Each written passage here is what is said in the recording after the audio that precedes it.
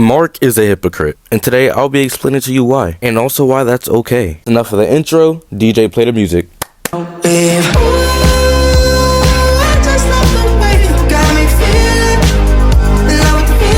Alright, so boom, first off, who is Mark Grayson? This season 3, to avoid spoilers, Mark is 19 years old currently, and his journey started when he was just 17. And after 17 years, he awakened his powers, and now he can be the hero that his father once was. And this is where the trauma starts. You wanna die for this planet?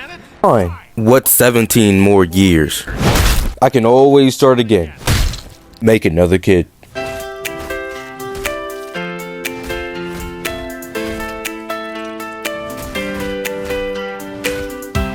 So yeah, that right there kind of explains the trauma that he went through in season 1. And that situation directly leads into my first point. He is very hypocritical with his beliefs. That was only a fraction of what Omni-Man did to the world that day. Murdered thousands of people that day and ruined millions of lives. Yet, Mark thinks it's okay for his father to roam free and potentially redeem himself. But villains that did far less aren't able to do the same thing. Not able to change like his dad. They're not able to get the same kindness and forgiveness that his dad received from him. See how messed up the logic is in that? That's what Cecil's been trying to get Mark to realize all throughout season 3. That he's way too arrogant in his beliefs, and once he believes something is unjust or untrue, that he won't back down no matter what. And that's his problem. He doesn't see the world how it is. He sees the world as like this little superhero fantasy land, and that is black and white. But in reality, the lines is so much more blurred than that. Everybody has a motivation. Everybody has a reason to do the things that they're doing. Anybody can change for the better, and some people can't. For the ones who can't, that requires different solutions, unfortunately. Slides into the next point. He refuses to listen to his little brother when he makes some good points sometimes. The example, the Mahler twins and Angstrom. The Mahler twins has been on the loose for the last 20 years, and they've been responsible for thousands of deaths, and Mark holds back every time, and he gets people killed by doing that or just locking them up and allowing them to break out once again. He even beat the G League Guardians. So what does Oliver do?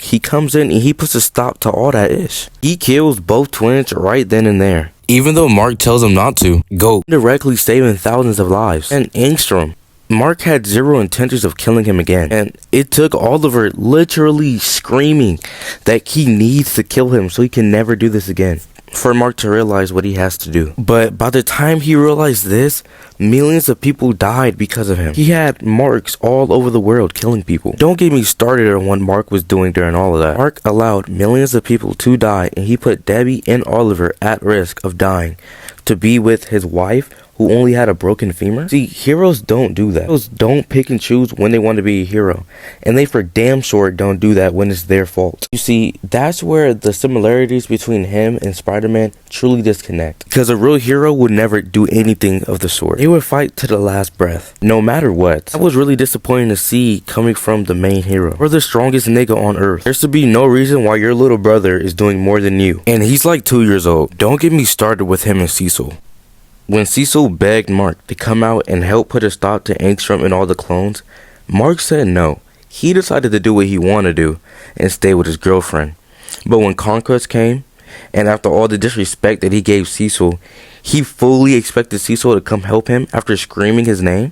Do you see how hypocritical that shit is? Being the good person that Cecil was, he went and he rounded up the world's strongest heroes to come possibly help him, when he could have took the dickhead route and just left him alone. You see, Cecil does a lot of questionable things, and we question a lot of the stuff that he says and does, but I will say one thing that he's not is a hypocrite. No matter his methods, he will always give somebody a second chance if they can help society. Unlike Mark, who's super arrogant and hypocritical, which Cecil calls him out on all the time. Now, don't get me wrong, Mark, he has a great heart, but he makes bad decisions, and they're very flawed to the point where he can't improve beyond his narrow idea of right and wrong, causing him to be very hypocritical in a lot of situations when he's forced to look past his own beliefs for his friends and family. Now, to prevent you guys from spoilers, I won't say anything past this point, but let me know in the comments below if you agree with me or if you disagree with me, and we could talk about it in the comments. Anyways, thanks for watching, and cue the outro.